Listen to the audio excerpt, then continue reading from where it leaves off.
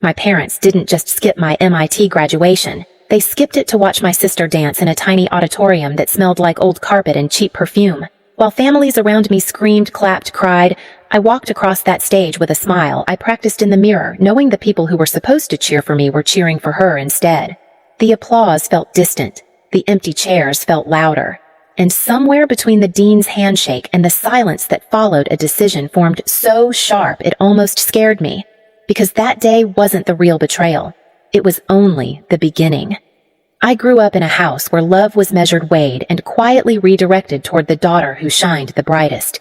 From the outside, we looked like every polished American family on a quiet suburban street, fresh-cut lawn, warm porch, light-framed photos lining the hallway. But if you looked closely, every frame told the same story. Mira in a tutu, Mira holding flowers, Mira mid-pirouette, while our mother Lorraine beamed beside her. My own achievements were there too, just smaller, tucked lower, almost like decoration. I used to wonder if I was imagining the imbalance. Maybe every older sibling feels overshadowed. Maybe every family has a favorite child. But by the time I was 12, the pattern wasn't subtle anymore. They forgot my birthday that year completely. We were driving home from one of Mira's rehearsals when my mother gasped, almost annoyed with herself, and said, "Oh, sweetheart." Was that today? I shrugged it off, pretending it didn't sting, but I kept my silence pressed between my teeth the whole ride home. In high school, when I won an academic award that required a short speech, I scanned the audience and saw 2 empty seats in the second row. The counselor whispered, maybe traffic wasn't the reason. Mira had a last-minute callback for a dance program 2 towns over. My father, Gregory, told me later, "You're strong. You don't need us there for every little thing. Every little thing." That phrase clung to me for years.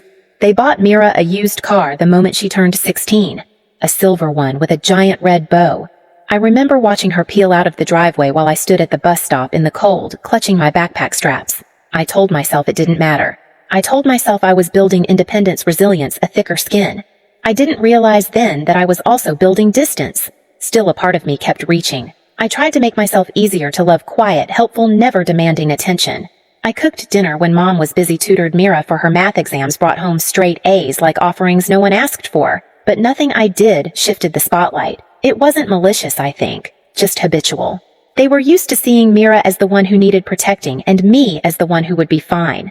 I learned early that being the strong one is just another way of being unseen. But the strange thing is, I didn't hate them. I longed for them. For that look parents give when they're proud, when they see you really see you. I held on to the hope that someday, one day, they would turn toward me with the same warmth they gave Mira without thinking. I didn't know that the day they finally turned would be the day I no longer needed them. Graduation morning should have felt triumphant. The air on campus carried that electric mix of nerves and celebration, the rustle of gowns, the click of cameras, families shouting names across the lawn. I remember tightening the zipper on my cap and gown in a quiet corner, telling myself not to look for anyone. Not this time. Not after the week of vague texts and "we'll see, sweetheart." Still, I saved 3 seats. Habit is hard to break. When I walked toward the ceremony, the sunlight hit the rows of folding chairs like a spotlight. Parents waved programs in the heat. Kids held bouquets for their siblings. It was chaos and joy and belonging, everything I secretly wished for just a few feet out of reach. My row filled quickly. The 3 seats beside me stayed empty. When my name was called, the applause sounded the same as everyone else's, but it felt different, hollow, borrowed. I crossed the stage with a smile I practiced in the bathroom mirror that morning, pretending it didn't hurt. The dean shook my hand with a warm, puzzled look, the kind reserved for students whose families are running late. He whispered, "Congratulations." I whispered, "Thank you." And then I stepped off the stage into a silence only I heard. After the ceremony, I checked my phone. 1 message. From Mom. "Sweetheart, Mira's recital time changed. We just couldn't miss it. She was breathtaking tonight. You would have loved it." No. How did it go? No, we're proud of you. Just Mira. Always Mira. My fingers felt numb as I scrolled through the photos she attached. Mira in a layered pink costume, cheeks flushed with glitter. Mom beaming so wide, her eyes turned crescent-shaped. Dad was in the photo too, front row smiling like the world began and ended on that stage. I stared at their faces longer than I care to admit. A second message followed. "How was your little ceremony?" Little. 4 years of sleepless nights, labs that stretched past midnight, research that nearly broke me in half, the acceptance into a program most people only dream of, and it was a little ceremony. I sat on a bench under a blooming tree and let the breeze cool the sting in my eyes. Around me, families hugged, cried, posed for photos that would sit on mantels for decades. I watched them not with envy, but with a dull, heavy clarity. I realized, maybe for the first time, that my parents weren't going to change. Not for a degree. Not for a milestone. Maybe not ever. I didn't call them back. I didn't send photos. Instead, I went back to my apartment, sat on the edge of my bed, and opened my contacts. One by one, I blocked their numbers, then their emails, then the group chat that had never included me in the first place.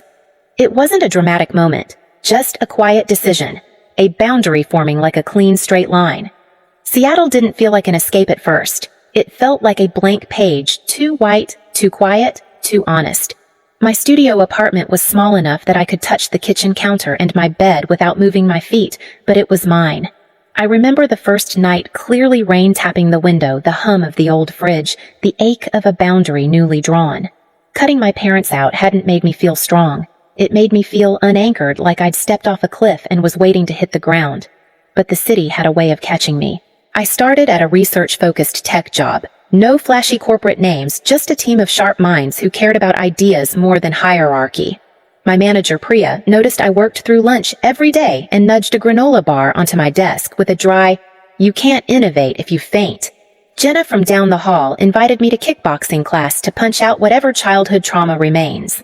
Leo introduced me to a tiny cafe that served bitter coffee and warm light.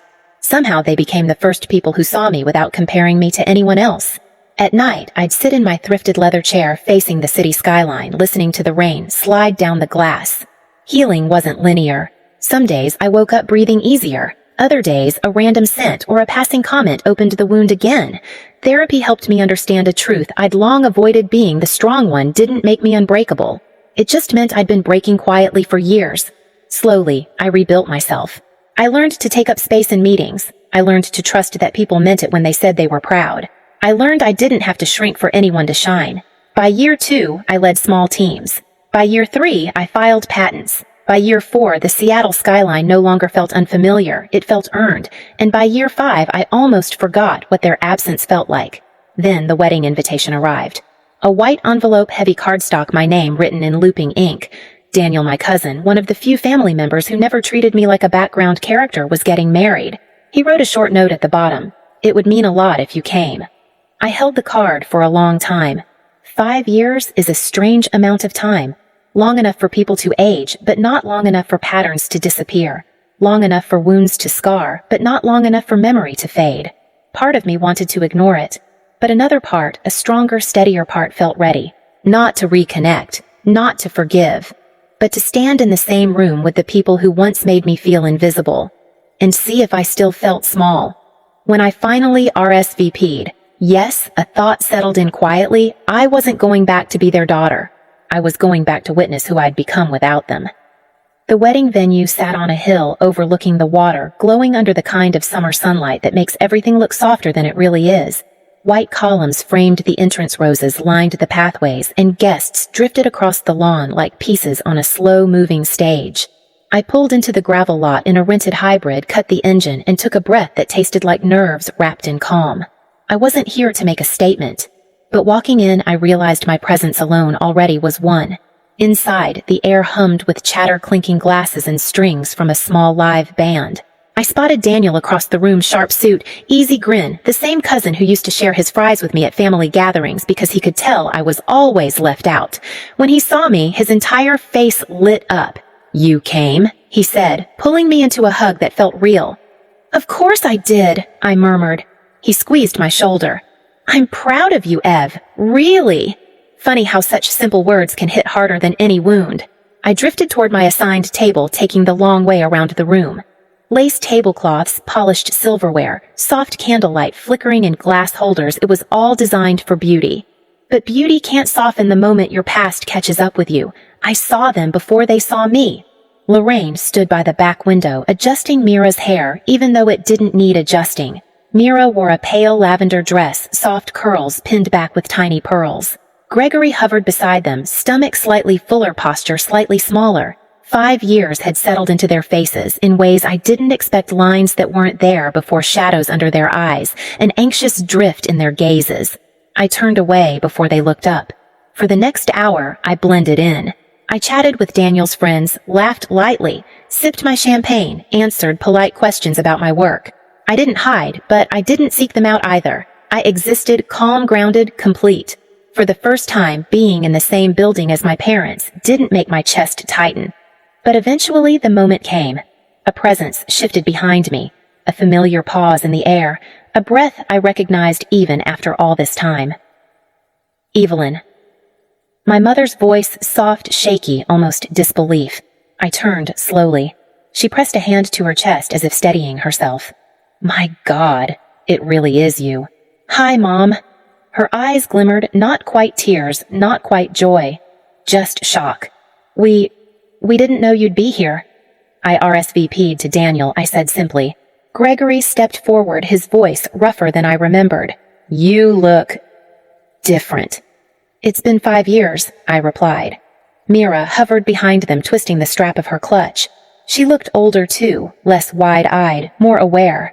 But her presence still carried that familiar carefulness, like she was waiting to gauge everyone's emotional temperature before picking a side. My mother tried to smile.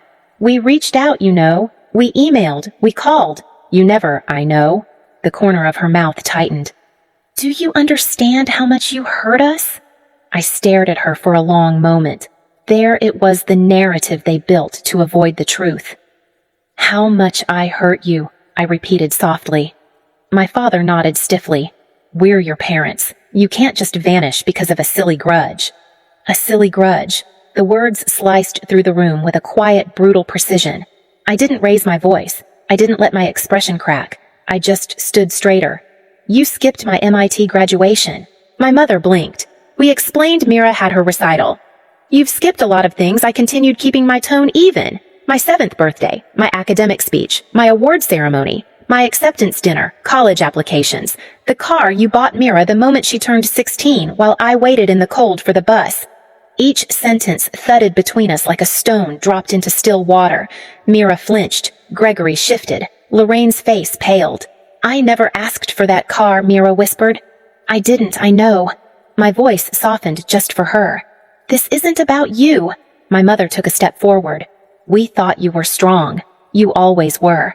Mira needed more attention. That's the story you told yourselves, I replied. But I was a child too. A child who needed parents. A hush settled around us. Nearby conversations dimmed. A few guests glanced over, but I didn't care. This wasn't a spectacle. This was a reckoning. Lorraine swallowed hard. What do you want from us? Nothing. The word landed with finality. I stopped wanting anything 5 years ago, I added. Gregory's voice cracked. We lost you over a mistake. No, I said. You lost me slowly. Every small dismissal. Every forgotten moment. Every time you chose someone else without even noticing. I didn't say it with anger. I said it like a fact etched into stone. For the first time, my parents truly looked at me, not at the daughter they expected, not at the placeholder in their family narrative, but at the woman who had built a life without them. I saw the realization flicker across their faces, the recognition of what they had missed, what they had thrown away, what they no longer had the privilege to reach for. Mira wiped her eyes. I'm sorry. I'm not here for apologies, I said gently. I'm here for Daniel. My mother's voice trembled. Will we ever fix this? I shook my head. Some things aren't meant to be fixed. They're meant to be understood. Silence. Heavy. Undeniable. I stepped back, giving them space they never gave me, and in that moment, watching their expressions break open, watching the weight of 5 years rush into the gap between us, I realized the thing the thumbnail had always hinted at. They finally faced what they'd lost. Not a daughter, not a trophy, but a whole life they never bothered to see. The morning after the wedding, my phone buzzed with a number I didn't recognize. I almost let it ring out, but something, curiosity, maybe closure, made me answer. Gregory's voice slipped through, thin and uneven, like someone trying not to break. Evelyn, please don't hang up. I didn't speak. I didn't need to. I know you changed your number, he said quietly. Samuel gave me this one. I asked him not to tell you. A long breath. I just needed to say something. Silence stretched between us, soft but weighted. I read about your work, he continued. Your patents. Your projects. You've built a whole world without us. His voice cracked. And the worst part is, you had to. I closed my eyes, letting the truth settle. We thought Mira needed more. We thought you'd be fine. We were wrong. Another pause. Your mother cried all night. She wants to undo things we can't undo. You can't fix 22 years in one call, I said calmly. I know, he whispered. But will we hear from you again? Maybe, I replied. Maybe not. And I ended the call quietly, without regret. I flew back to Seattle that evening, watching the coastline fade beneath the clouds. The city lights greeted me like an old friend, steady and familiar. When I walked into my apartment, Tesla, the cat who chose my keyboard as her favorite bed, curled around my ankles, and Daniel texted a picture from the wedding thanking me again for showing up. Life felt quiet, honest, mine. Sometimes people ask if I regret cutting my parents out. I don't. Peace isn't built from pretending things were fine. Peace is built from boundaries, from choosing yourself even when it hurts. I didn't win by confronting them. I won years earlier when I decided their absence would no longer define me. If you've ever carried a weight like that, if you've ever chosen distance to save yourself, tell me in the comments. And if this story stayed with you, share it and subscribe so you don't miss the next one.